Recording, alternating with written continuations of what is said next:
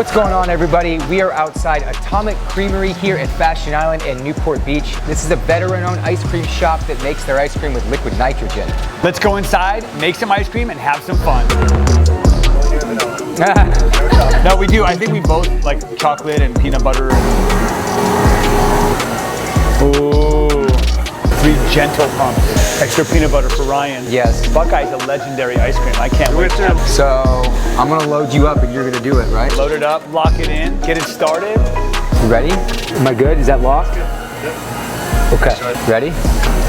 Okay. Ready for the nitrogen? Yeah. I'm gonna back away as he does this. Okay, we're getting a little bit. We're getting a little bit. Oh yeah. Wow. It's like Back to the Future. Okay. Pull it up. See what we got. Okay. Secret ingredient. 50 Reese's. 1. You know, generous with that. I'm trying. I'm just kidding. You know me. Want to see it?